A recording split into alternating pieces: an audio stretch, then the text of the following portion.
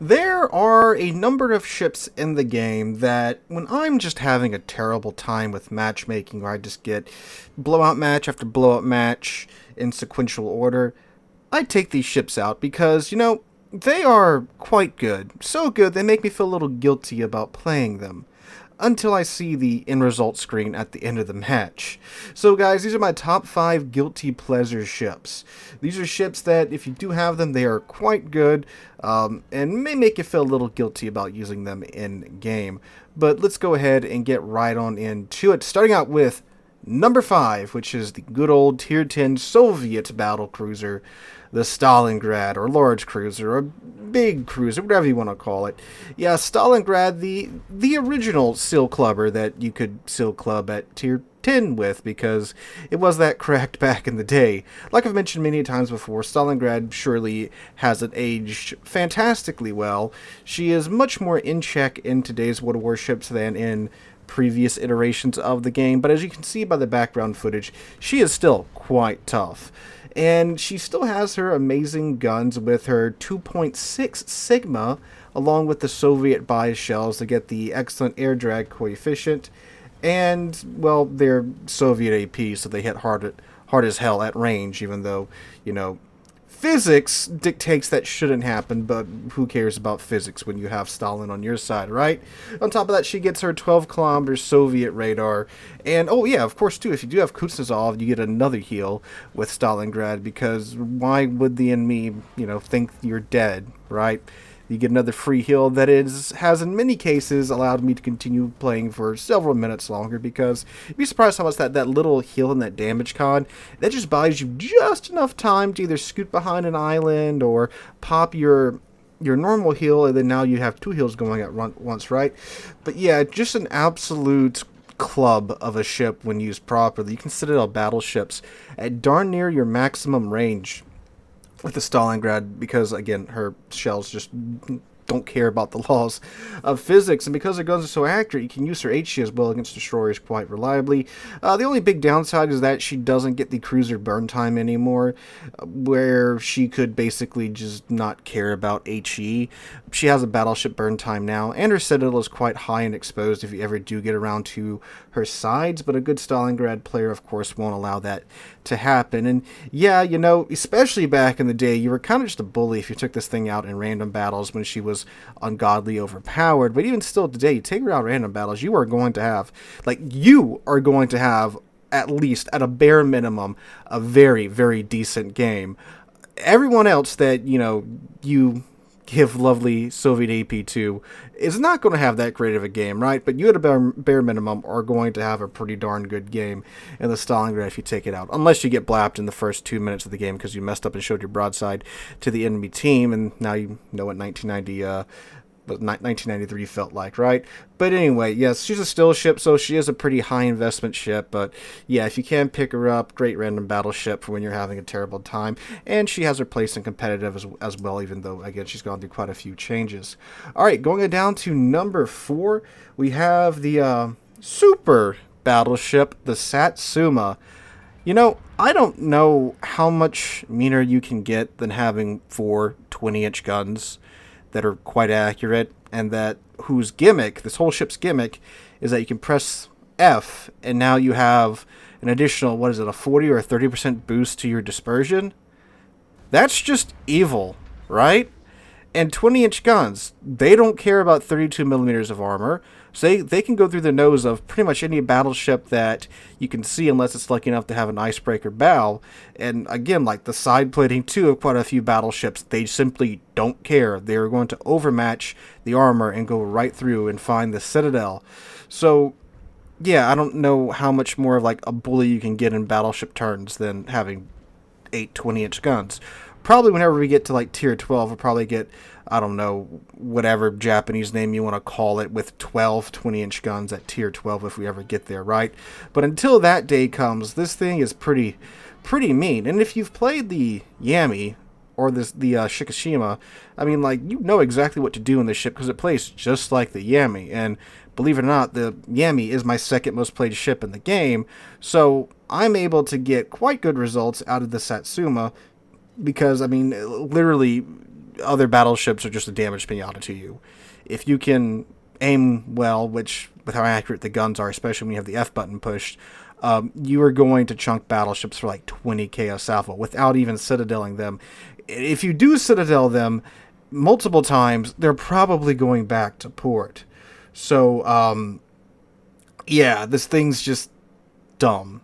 Now, it does still have the Yami armor configuration where it has that weird octagonal citadel where if you aim right below turret number 2, you can get through the cheek and you can citadel it. But yeah, that requires you to be close to the enemy team, right? And with the range and accuracy of the guns, you don't really have to do that.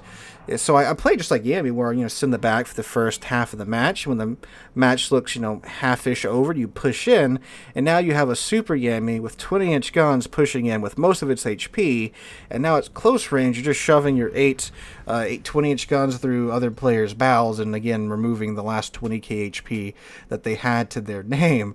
So there's that. It oddly has quite a decent secondary suite without even building into it. It just kind of spews secondary shells everywhere when you do push in. Obviously, I wouldn't really recommend pushing into it. It's just that, it spits enough secondary shells out to where you start a couple of fires, and you may even finish off some low-health battleships and such just through the number of shells hitting their superstructure. So, yeah, it's absolutely a ship that can bully other battleships, and again, one that I do play when I'm having a frustrating day. It's one of the few super ships I can play, and I still generally make a bit of profit off of the credits, because again, when you can chunk other battleships for 20k a salvo easily, you're going to sink a few ships and get some nice damage numbers in the Satsuma. Alright, going down to number 3, we have the Tier 10 British battleship, the Thunderer. Now, the Thunderer and I have a very special history, because, you see, when I was playing against the Thunderer back before I acquired her, it was always frustrating that it seemed that, every salvo with the Thunderer, it set like 2 fires on me. But, I was playing a GK that was secondary build, didn't have fire prevention, so I thought, okay, it's just, I'm playing GK, right? It's a huge ship, ton of real estate to set fires on. That's why they're getting 12k off of me and then setting 2 fires. But then I got the Thunderer and I realized, oh my god, this thing is that busted, right? And since I got constantly HE spammed by players playing the Thunderer, I HE spammed in the Thunderer. My very first match in Thunderer, I think it was like 340,000 damage or something like that, just by spamming HE. And naturally I was thinking, oh my god, this thing is that broken. So I made a video talking about that and how, cracked the Thunderer was, and people lost their minds over that one video. And, yeah, it's real funny when players don't care about ships that are broken that aren't Soviet ships, right? I'm looking at you, French nation. That whole nation has a lot of cracked ships. Because it's not Soviet, nobody cares. And apparently the opposite was true. Well, I'm sorry, the same was true with the Thunderer. But anyway, so yeah, that's a ship that I campaigned to get nerfed for quite some time. And eventually it did. How much impact did I have on that? Probably none. I don't think Wargaming really listens to me that much. If they did listen to me a lot, Airship Escort would be in randoms. German battleships would have much better main battery guns. And Siegfried would have her secondaries back to her pre-commander rework state. So there's that. But anyway, despite campaigning for that ship to get nerfed for quite some time, I still play it quite a lot because the guns are very nice. And yeah, when you use AP with the Thunderer, they're even better than the HE shells, which is really scary considering I got 330,000 damage just by HE spamming, right? But yeah, the ship is absolutely cracked, and I do still play it. Well, it's not as cracked as it was beforehand. It's much more balanced now. You have to take the range of the reload mod. You take the reload mod, you have a 20-kilometer main battery gun range, which is quite close by Tier 10 standards, but you have your nice British battleship concealment. It can get down to 12.3 kilometers, I do believe, 12.3 kilometers, I do believe, with a build and the module. So, you can use your concealment to get closer to the enemy ships. It's a much more dangerous playstyle than beforehand, and you still get the good reload from beforehand as well. But if you want that range of the pre-nerf Thunderer, you have to sacrifice the reload. So, it's much more balanced today. Unfortunately, she isn't available anymore. If she does ever come back, like Wargaming likes to do sometimes with these auctions or sales, she's probably worth a bit. I wouldn't throw your entire, credit card limit at getting the Thunder, but she is a very good battleship, and one that is, again, a guilty pleasure of mine. When I'm having a bad day, Thunder doth fix it.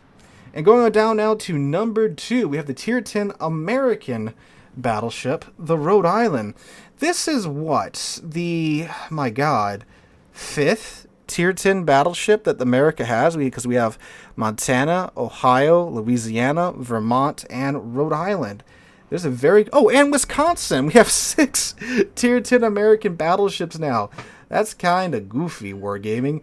But anyway, yeah, Rhode Island is a ship that is quite fun. It's more of like a cruiser that's masquerading as a battleship, because she does have the thinner bound stern armor. She doesn't get the 32mm plating, so a lot of Tier 10 battleships shells just go right through that, and obviously the cruiser HE does penetrate that quite easily as well at Tier 10, but she's fast and maneuverable. She gets the engine boost, and she also gets 9-kilometer radar because reasons, and her secondaries are actually worth building into.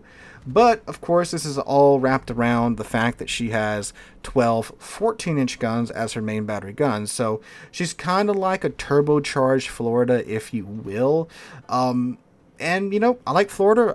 When we reviewed Florida, I even said, hey, if they bumped this up to like Tier 9 to Tier 10 and gave her some more accurate guns, made her faster and such, it'd be a pretty fun ship. And turns out it is. But, see, Rhode Island was only released in the random bundles that you could get with, I believe, the American Support CDs when they came out. And I was very, very annoyed at that, and I still am annoyed that that is still the only way this ship has come out so far and has not been added into the armory of the premium shop ever since then, because Wargaming loves FOMO. And I didn't really want to get this ship because I thought it was dumb, but I wanted to get the perma camo for the Essex, and then sure enough, I'm going out after the perma camo for the Essex. This is in my 3rd bundle. So yeah, that happened. I don't like making videos on it. I don't like playing it on stream because, again, I don't want to support people trying to get her or any other ship in these random bundles. But my God, it is a fun ship, right? It's a blast to play if you like that Georgia play style of running around with your W key tapped all the way to full ahead and blasting the secondaries and using your main battery gun setting fires on enemy ships. She's a fun ship to play. I just wish they would release her normally. We're getting close to the 6-month mark. Maybe they'll finally bring her back in the army like they've done with the Sarugi, because they seem to be doing that now. But yes, most certainly a guilty pleasure of mine with the Rhode Island. And finally, we come down to number 1, which is the Tier 10 Soviet aircraft carrier, the Nahkimov. I feel absolutely filthy every time I play this ship. This is one of the few carriers that I can do well in. Why? Because it's still one of the most busted carriers in the game. Because she has the wonderful Soviet squadron mechanic where all the planes attack at once. So you get huge alpha strikes out of your squadrons, and a lot of the ways that many a player plays CVs is that, you, as many of you have seen in videos when I'm talking about CVs, you dump that one squadron off and send them back to the ship because you want to conserve your planes, and really that second squadron is just there as a sacrificial lamb so you can get your one squadron off fully of, your bombs, your torpedoes, or your rockets, or whatever. And the Nahkimov, that's just kind of the default attack mode. So if you've been doing that for years since the CV rework, you pretty much know exactly how to play the Nahkimov. You go in, drop one squadron, and you go back to your carrier.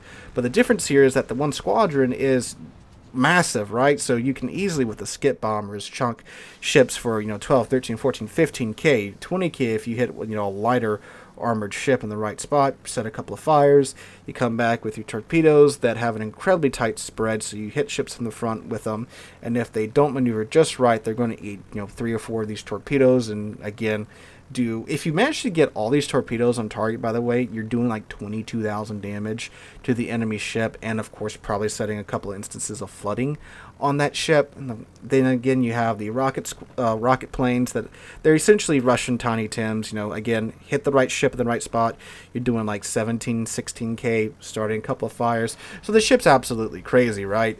And yeah, it is. Anytime I usually need CV content, I'll give like 1 or 2 other CVs a try, and then I'm just like, yeah, no, I'm just going to play Nahkimov and get a decent game in it, because it's so easy to do. Again, for someone like me that isn't that great at CVs in the first place, right? So in the hands of an actual experienced CV player, which many of you, of course, have been on the receiving end of, the ship is absolutely cracked. But again, you know, when I'm having a really bad day, and I don't want to have a bad day no more, take the Nahkimov out, and if that turns into a bad game, then man, I just need to stop playing for the day for sure. So definitely my number 1 guilty pleasure ship right now for sure. So in the comments down below, let me know what you guys think about the list. What are your guilty pleasure ships? What ships do you play when you just feel like bullying other players and making your bad day their bad day instead? If you did enjoy the video, make sure to drop a like, leave a comment, subscribe to the channel. We're on our way to 60,000 subscribers. And when we get there, we are going to have a giveaway like we do for our YouTube milestone. So make sure you stick around for that.